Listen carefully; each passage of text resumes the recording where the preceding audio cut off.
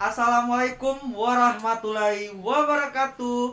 Halo Sobat Apa di rumah, welcome back to Obsesi, obrolan seputar kesehatan masyarakat. Wah, senang banget nih ya, akhirnya kita bisa bertemu lagi dalam sesi podcast bersama the one and only your host Abel Yeskiel Semolang yang akan memandu podcast kita pada pagi hari ini.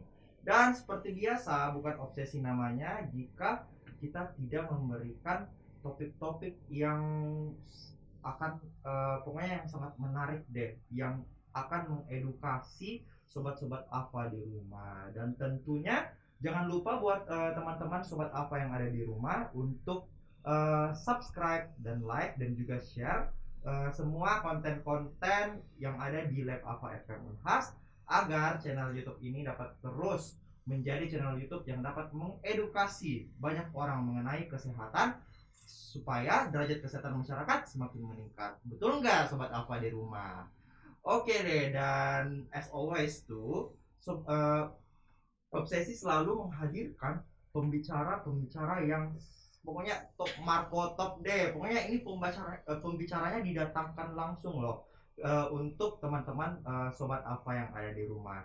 Dan tentunya untuk topik kita pada pagi hari ini itu akan membahas mengenai imunisasi. Nah, imunisasi ini kan sangat penting ya teman-teman, apalagi sebagai anak Kesmas tentunya kita tentu harus tahu tentang bagaimana progres dari imunisasi tersebut. Dan untuk itu Obsesi menghadirkan dua pembicara loh teman-teman. Ada dua pembicara yang sangat luar biasa yang akan membahas mengenai imunisasi. Yang pertama yaitu ada Bapak Dr. Erwan. Halo Bapak. Assalamualaikum Assalamualaikum Pak. Bagaimana kabarnya Pak? Alhamdulillah, ada Bel. Sehat-sehat? Alhamdulillah. Alhamdulillah ya Pak. Sehat-sehat terus. Dan kebetulan nih Sobat apa yang ada di rumah, Dok Erwan ini adalah kepala bidang ya Pak, kepala bidang dari P2P Dinkes Provinsi Sulawesi Selatan. Dan pembicara kita yang kedua itu nggak kalah menarik nih dari pembicara yang pertama, yaitu ada Bapak dosen kita tercinta, yaitu ada Pak Wahid. Bagaimana Pak Wahid kabarnya ya, Pak? Alhamdulillah baik Abel. Alhamdulillah baik ya.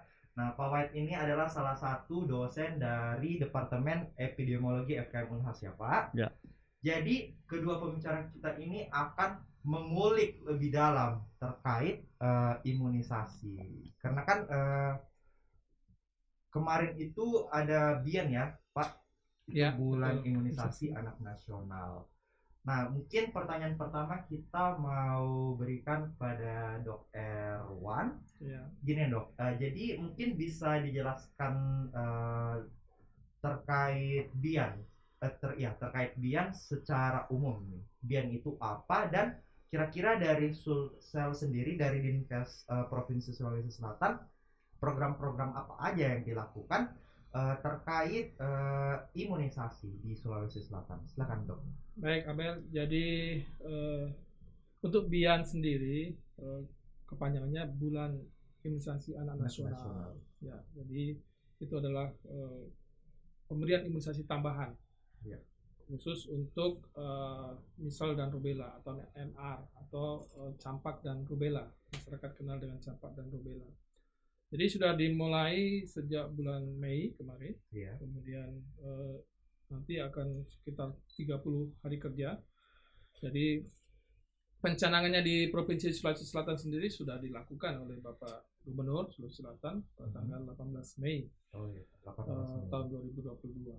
Jadi kita ada waktu sekitar 30 hari untuk pelaksanaannya di kabupaten kota serentak, ya, 24 kabupaten kota. Dan untuk pelaksanaan BIAN sendiri juga dirangkaikan juga dengan bagaimana melengkapi vaksinasi dasar, ya, terutama pada anak di bawah 5 tahun, sehingga dua kegiatan ini berbarengan, satu untuk menambah untuk vaksinasi campak dan rubella, dan satu untuk melengkapi vaksinasi dasarnya untuk anak-anak bayi balita dan anak kita. Kemudian target dari kegiatan kita ini sejumlah 1.820.100 anak itu usia 9 sampai 12 tahun, 9 bulan sampai 12 tahun, di mana tersebar di 24 kabupaten kota. Kemudian juga nanti akan dilayani oleh pos-pos pelayanan, yaitu di posyandu, kemudian di sekolah-sekolah, kemudian di pos di pesantren, dan pos-pos pelayanan imunisasi lainnya yang ada di kabupaten kota. Seperti itu. Wah, berarti memang udah banyak banget ya program-program yang dilakukan dari Provinsi Sulawesi Selatan ya Pak, Ya.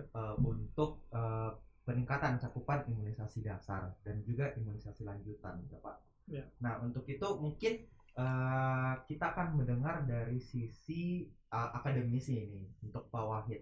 Kira-kira sebagai ahli epidemiologi Pak, bagaimana Bapak memandang cakupan imunisasi dasar dan imunisasi lanjutan di Provinsi Sulawesi Selatan saat ini?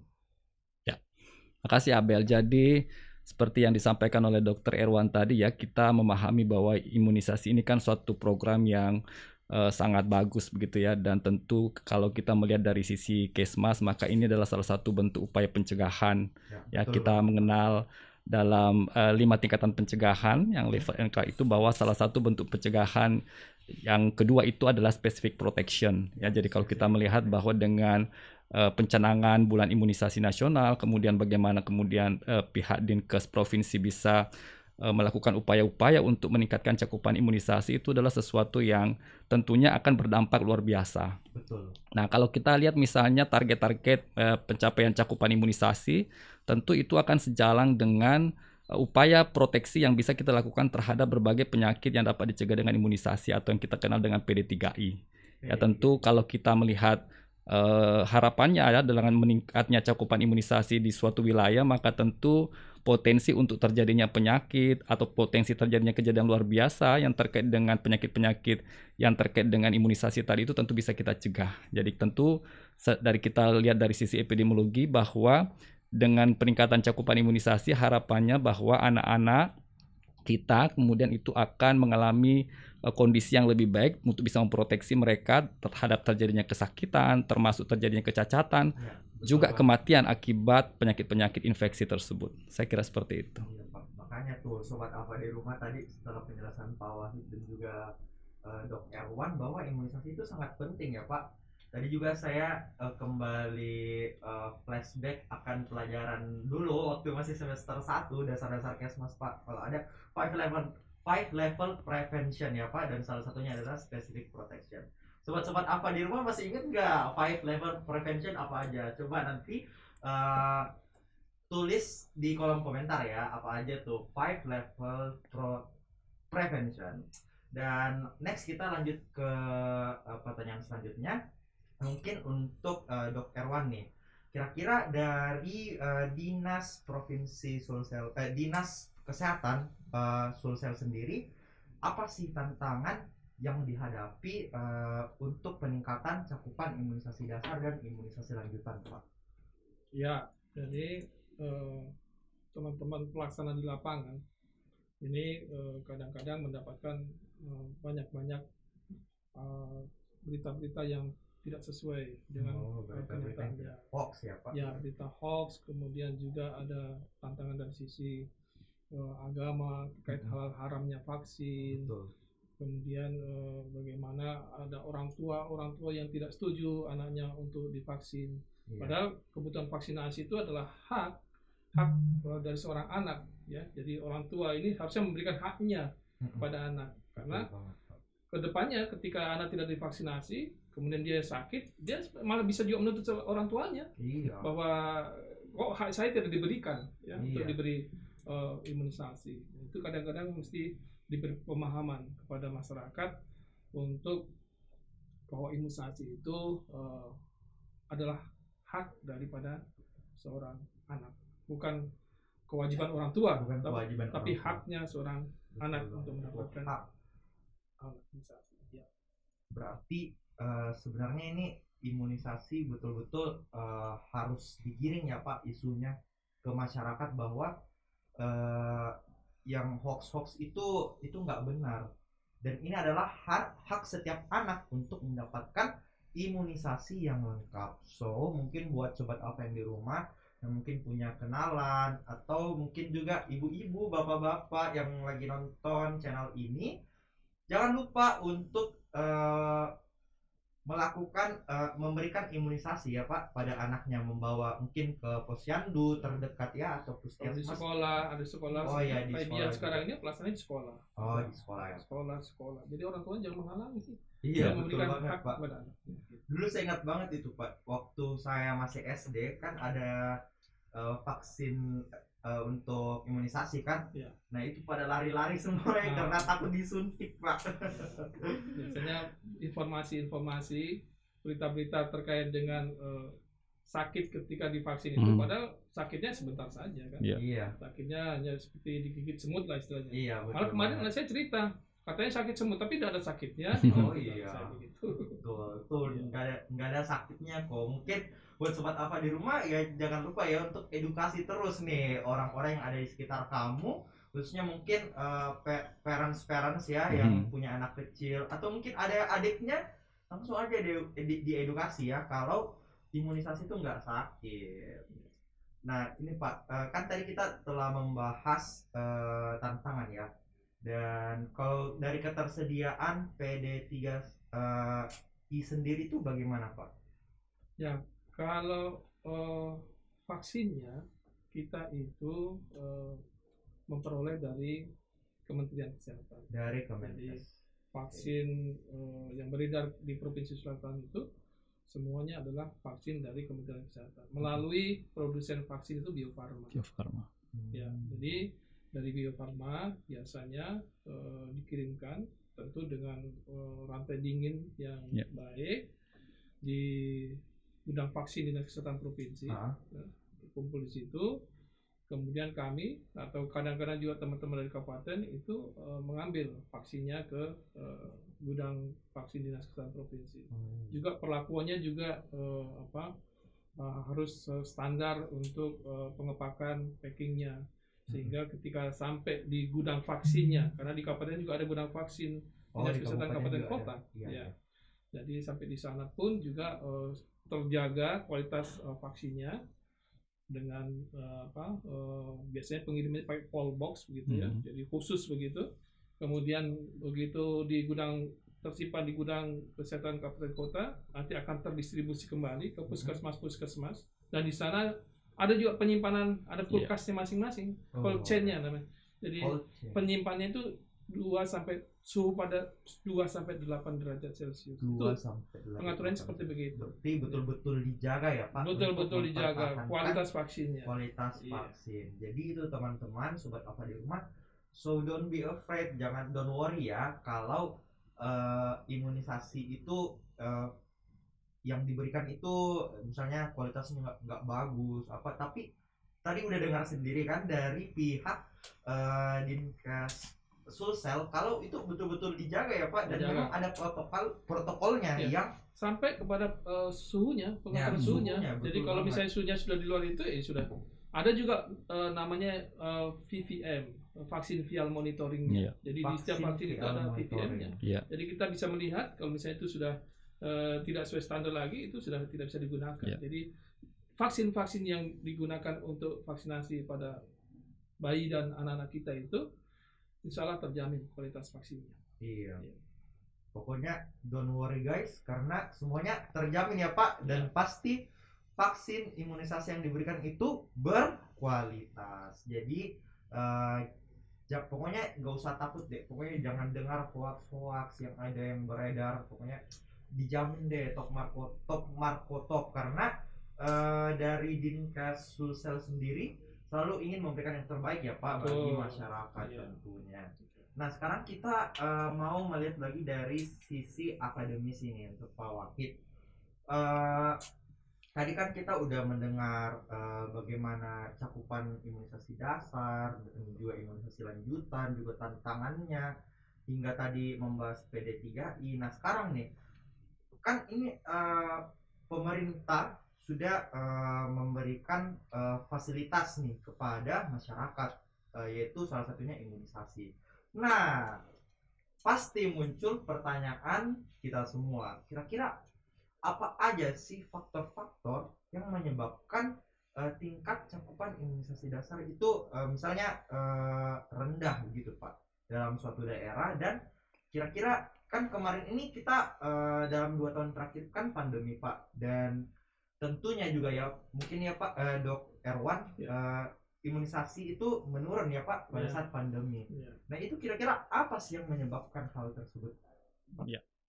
Jadi begini Abel, jadi sebenarnya kan tentu ketika kita ingin mengidentifikasi sebuah masalah, maka tentu kita bisa mencari tahu ya, jadi melalui riset-riset sederhana yang kemudian dilakukan oleh beberapa mahasiswa itu, diantaranya ada yang mengangkat topik ini, misalnya faktor-faktor apa saja sih yang kemudian memengaruhi rendahnya cakupan imunisasi di suatu wilayah.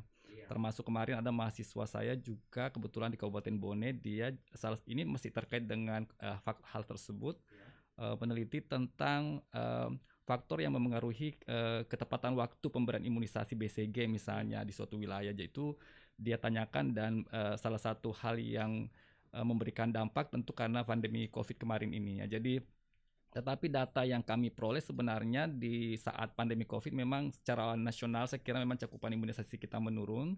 Tetapi saya lihat di data tahun 2021 ini, data yang kami peroleh untuk Sulsel itu sendiri sebenarnya sudah 100% kalau tidak salah Dok. Jadi sebenarnya dia sudah cukup sangat bagus malah karena sudah mencapai targetnya. Nasional ya. Kalau saya lihat data memang Sulsel termasuk yang terbaik secara nasional terhadap cakupan imunisasi tahun 2021.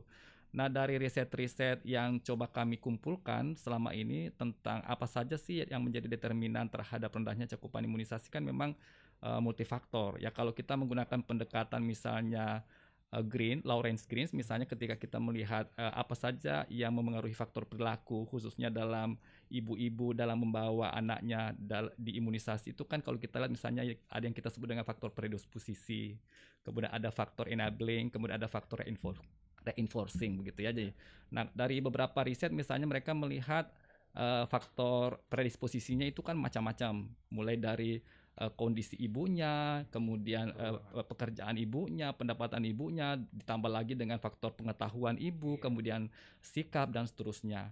Di sisi lain kemudian ada faktor-faktor misalnya yang terkait dengan ketersediaan fasilitas dalam pelayanan imunisasi, bagaimana keterjangkauannya dan seterusnya. Itu juga hal-hal yang kadang-kadang diangkat dalam sebuah riset-riset untuk melihat apa sih yang menjadi faktor terhadap rendahnya misalnya cakupan imunisasi di suatu wilayah. Selain itu juga ada faktor yang kita sebut dengan reinforcing, faktor pendukung misalnya dukungan keluarga, dukungan suami, dukungan masyarakat, tokoh agama dan seterusnya. Nah, itu menjadi sangat penting. Nah, jadi kalau kita lihat riset-riset ini yang kemarin yang terakhir saya lihat yang terkait dengan riset yang cakupan imunisasi misalnya di Kabupaten Bone yang kebetulan saya salah satu pembimbingnya itu melihat ternyata bukan lagi faktor pengetahuan nih yang menjadi faktor utama gitu ya, tetapi ada faktor yang signifikan misalnya sikap ibu dalam menghadapi misalnya imunisasi itu sendiri. Selain itu ternyata dukungan suami, dukungan keluarga itu juga punya peran yang sangat penting ya dalam mendorong ibu-ibu ini untuk bisa memberikan hak imunisasi yang tadi disampaikan oleh Dr. Erwan tadi gitu ya. Saya kira seperti itu. Iya betul banget Pak. Jadi memang dukungan itu pokoknya penting banget ya di dalam peningkatan cakupan imunisasi. Jadi buat sobat-sobat apa di rumah itu kita ini membutuhkan dukungan kalian ya di rumah untuk mendukung juga orang-orang yang ada di sekitar kalian. Mungkin kalau ada tetangga kalian misalnya, atau tante atau saudara yang lagi punya baby atau anak misalnya usia 9 bulan sampai 12 tahun, untuk diedukasi kalau ini sangat penting loh dan didukung untuk ikut imunisasi. Karena tadi yang dijelaskan dari Pak Wahid sendiri bahwa dukungan itu ternyata juga salah satu determinan yang penting ya Pak. Yeah. Selain sikap ibu tadi. Dan tadi ini setelah mendengar Pak Wahid saya berasa private college nih Pak. Pak Wahid tadi jadi serasa terrefresh lagi waktu Pak Wahid ngajar dulu waktu di dasar-dasar EPIT.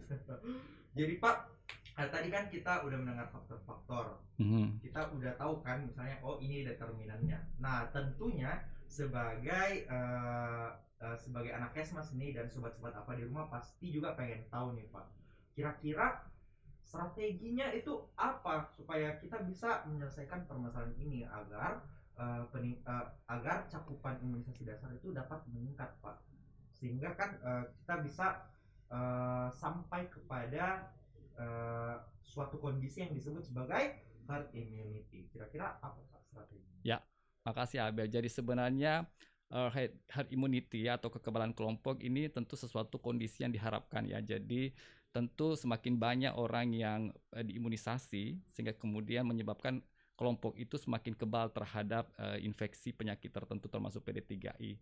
Jadi tentu ini menjadi upaya yang harus dilakukan secara baik ya, bagaimana target kita untuk mencapai herd immunity itu bisa kemudian tercapai gitu ya. Nah ini tentu banyak hal tentu yang bisa dibuat gitu. Beberapa strategi yang terkait dengan bagaimana meningkatkan herd immunity itu tentu selama ini sebenarnya pemerintah sudah melakukan upaya. Saya kira pihak Kementerian Kesehatan, Dinas Kesehatan juga sudah melakukannya. Jadi upaya-upaya mereka mengedukasi orang, anak-anak itu untuk ibu-ibu atau anak-anak untuk kemudian mereka mau divaksin, mau diimunisasi, itu adalah upaya-upaya yang selama ini sebenarnya sudah dilakukan ya.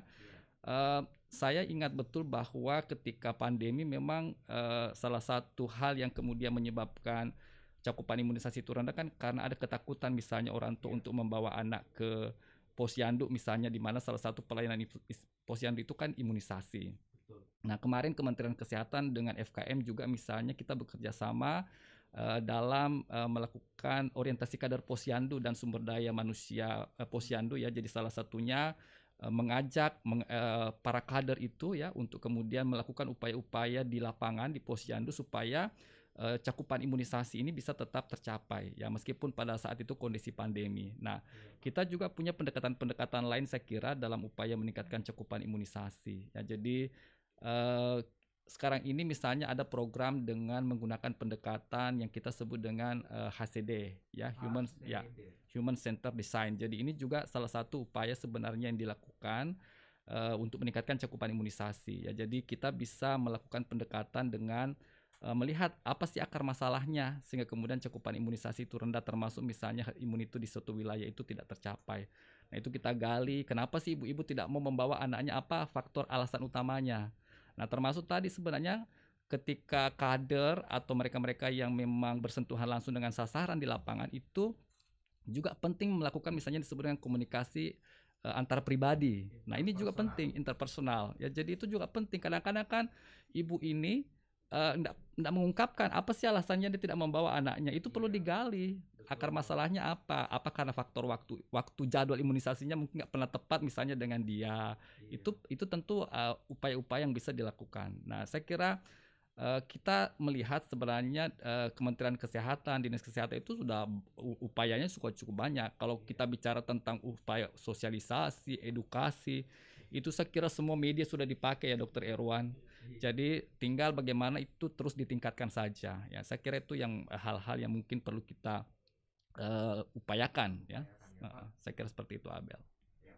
Jadi tadi Pak Wahid sudah menggambarkan begitu banyak strategi yang dilakukan untuk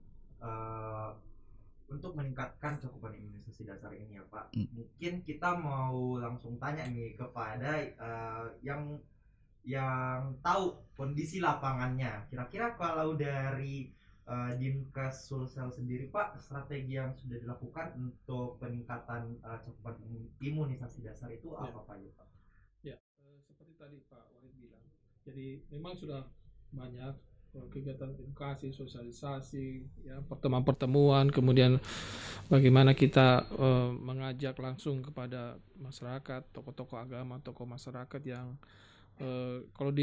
karena ini cukup lama proses pemberian imunisasi itu sudah cukup lama sehingga rasanya memang sudah begitu banyak. Tapi ada terus kita upayakan pembaruan. Ya contohnya kemarin ketika kami disupport oleh dari IASP itu kita bagaimana membuat konten-konten yang menarik. Iya. Ya, jadi sekarang kan media digital ini kita sedang digandrungi oleh bukan cuma ibu-ibu muda, tapi kan semua kayaknya. Jadi kita buat konten-konten menarik yang memicu mereka untuk bisa tertarik dengan program imunisasi. Jadi misalnya contohnya kemarin kita buat untuk imunisasi booster itu kapan umur berapa ya diberikan. Nah, ini kan tanda tanya besar gitu. Sehingga mereka mengklik lagi akhirnya ada jawaban di bagian terakhir sambil ada materi-materi terkait dengan bagaimana vaksinasi, kenapa harus diberikan vaksinasi seperti itu. Jadi kita buat konten-konten menarik. Kemudian juga kemarin juga kita nobatkan Ibu Gubernur ya, itu sebagai bunda imunisasi. Jadi itu juga sebagai panutan untuk kita di Provinsi Sulawesi Selatan sehingga memicu juga ibu-ibu ketua PKK lainnya di kabupaten kota juga supaya melakukan hal yang sama sampai di level-level kecamatan sampai di desa itu kita lakukan. Itulah upaya-upaya kita ya dengan harapan bahwa memang tadi dikatakan 2021 kita sudah cukup lumayan bagus. Nanti tetap kita bisa pertahankan untuk di tahun-tahun berikutnya. Gitu. Supaya pokoknya kita 100% terus ya Pak. Ya, Amin. kita berusaha ke arah sana ya. Kita ikhtiar ke arah sana. Iya, semoga ya. Tapi memang udah banyak banget ya yang dilakukan dari Dinkes Sulsel sendiri terkait tadi yang dijelaskan mulai dari platform digital yang dipakai ya Pak, dan selalu membaharui supaya makin banyak orang yang tertarik untuk melihat konten tersebut sehingga makin banyak lagi sasaran kita yang teredukasi mengenai pentingnya imunisasi. Betul Abel. Sehingga cakupan imunisasi jadi meningkat. Jadi gimana nih Pak? Mungkin saya dinaikkan jadi A ya nilai. Aduh, bercanda ya guys. Tergantung Bapak ini. Nah, jadi tadi kan di awal Pak kita udah singgung terkait kalau ternyata ada hoax yang beredar ya terkait imunisasi dasar ini. Mungkin kalau dari Pak Wahid sendiri apa ada nih Pak langkah-langkah yang harus dilakukan untuk memberantas hoax yang beredar terkait imunisasi? Ya. Saya kira itu menjadi tantangan ya tadi disampaikan oleh Dr. Erwan bahwa masih ada beberapa yang saya kira mungkin sudah tidak terlalu banyak, tidak seperti dulu, tetapi kita juga tidak memungkiri bahwa informasi-informasi yang tidak benar yang biasa kita sebut dengan hoax itu masih banyak ya yang terkait dengan imunisasi ya. Jadi sebenarnya ini menjadi hal yang perlu kita sikapi ya bahwa informasi yang itu kan sekarang dengan media internet ini demikian banyak sumber informasi yang kemudian keluar, yang kemudian kadang-kadang ketika itu di-share itu tidak disaring dulu. Nah, ini sekarang jadi mahasiswa atau siapapun itu juga ketika misalnya mendapatkan sebuah informasi yang tidak benar, maka dia harus saring dulu. Disaring dulu baru kemudian di-share. Nah, informasi itu bermanfaat maka harus di-share juga kan. Nah, kalau kita lihat sebenarnya ada beberapa hoax yang terkait dengan imunisasi ya, seperti Dr. Irwan tadi sampaikan di awal misalnya bahwa misalnya vaksin itu haram dan seterusnya, itu kan hal yang kemudian bisa dijelaskan secara baik ya. Jadi bagaimana memanfaatkan atau menggunakan tokoh-tokoh agama ya untuk kemudian bisa menyampaikan kepada jamaah, kepada umat gitu ya tentang apa sih sebenarnya manfaat anak itu diimunisasi ya, sehingga kemudian itu bisa kita eliminasi atau mengurangi hal-hal yang kemudian menyebabkan orang tua takut untuk anaknya diimunisasi karena tadi informasi yang salah ya. Jadi itu salah satu pendekatan. Nah, kalau kita misalnya sebagai mahasiswa ya, misalnya kita kan juga nih kadang-kala ke masyarakat nih ada kegiatan-kegiatan PBL, ada KKN, sebenarnya teman-teman juga bisa membantu di proses mengedukasi masyarakat khususnya dalam menghilangkan semua informasi yang tidak benar, yang hoax tadi terkait imunisasi. Nah, itu mungkin saya kira hal-hal yang bisa dilakukan. Iya, betul banget ya Pak. Jadi memang buat teman-teman Sobat AFM di rumah, kita ini sebagai mahasiswa Kesmas ya tentunya kita harus gencar-gencarnya untuk memberantas hoax yang ada. So, buat kalian kalau misalnya nanti yang mau, apalagi ini kan udah dekat PBL sama KKN ya Pak, jadi mungkin teman-teman yang mau ikut PBL KKN bisa gencar-gencarnya untuk melakukan penyuluhan ya Pak, misalnya terkait imunisasi, terkait pentingnya imunisasi dan memberantas hoax-hoax yang ada, supaya ya itu tadi, wilayah kita ini bisa tercover imunisasinya, sehingga kita semua nanti akan mencapai pada kondisi yang namanya herd immunity ya bapak-bapak sekalian.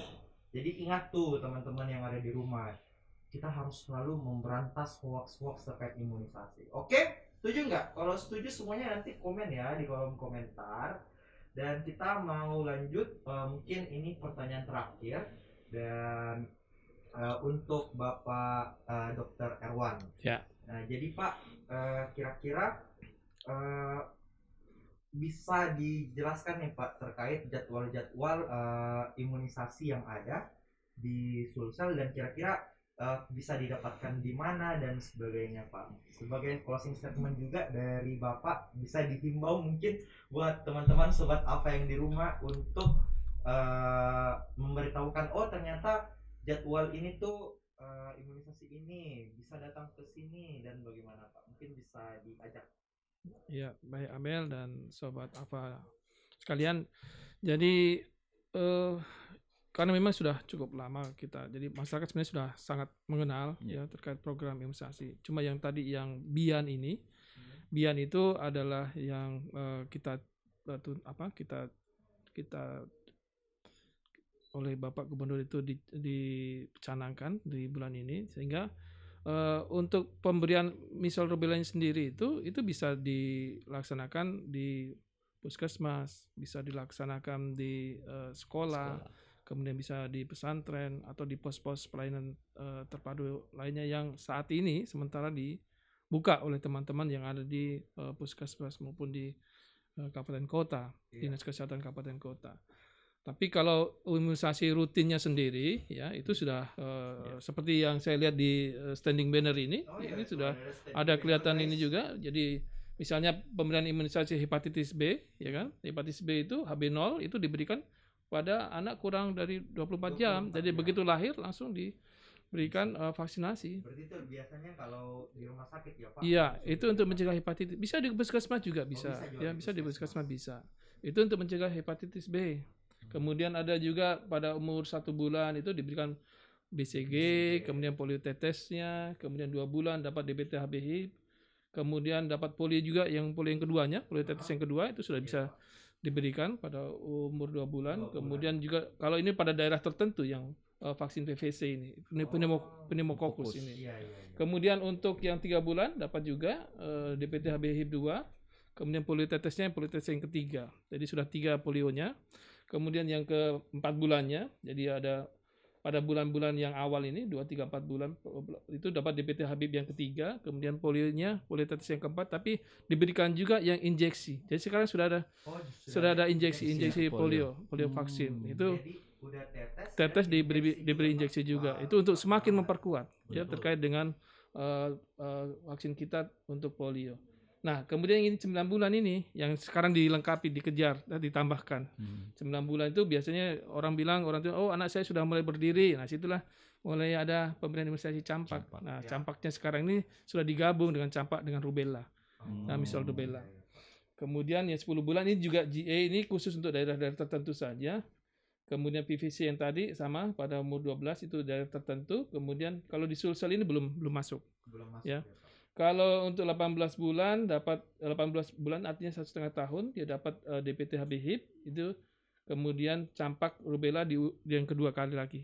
Kemudian setelah itu pada anak sekolah, mulai anak sekolah pada anak kelas 1, kelas 2, kelas 5 itu dapat DPT HB, kemudian diberikan juga imunisasi TD. TD itu gunanya untuk mencegah tetanus dan difteri. Di situ sudah mulai diberikan. Kemudian kelas 5. Nah, untuk yang kelas 6 ini Sulsel sudah dapat, yaitu HPV. Itu mencegah kanker serviks, kanker leher rahim. Jadi kita pemerintah ya dengan begitu gencarnya melakukan upaya-upaya vaksinasi, gunanya apa? Ya supaya kesehatan kita ke depannya jadi lebih baik lagi, ya kan? Alhamdulillah kita kalau terkait polio, memang kita sudah bebas polio. Sejak tahun 2014 kita sudah bebas polio, tapi vaksinasi polio masih tetap diberikan. Nah, ini juga terkait dengan COVID. COVID kelihatan sudah mulai melandai, ya kan? Tapi vaksinasi COVID harus tetap diberikan. Apalagi di sekitar kita masih banyak COVID-nya kan. Jadi seperti begitu. Pesan juga terkait dengan selain Bian juga COVID juga, supaya masyarakat ayo rame-rame pergi ke tempat vaksinasi, ya kan? Dengan harapan bahwa herd immunity tadi yang kita inginkan supaya tercapai, agar kasus-kasus bisa segera kita kendalikan di masyarakat. Iya, kasih. Terima kasih banyak nih Dokter Erwan tadi atas penjelasannya. Dengan penjelasan tadi ya lengkap banget itu, dari umur kurang dari 24 jam sampai ke 6. siswa kelas 6 ya Pak. Pokoknya semuanya lengkap, dan pokoknya kalau seorang anak diberikan imunisasi selengkap itu, pokoknya pasti terjamin aman ya Pak, dari penyakit-penyakit menular yang dapat dicegah dengan ya, imunisasi. yang dapat dicegah dengan imunisasi. Jadi itu dia guys tadi terkait bagaimana imunisasi ini, dan bagaimana kita sebagai mahasiswa tentunya, dan juga sobat-sobat AFA di rumah, untuk bisa selalu mengedukasi kepada masyarakat bahwa imunisasi itu penting. Tadi kan kita udah mendengar juga dari faktor-faktornya apa, strategi yang harus dilakukan apa, dan sebagainya.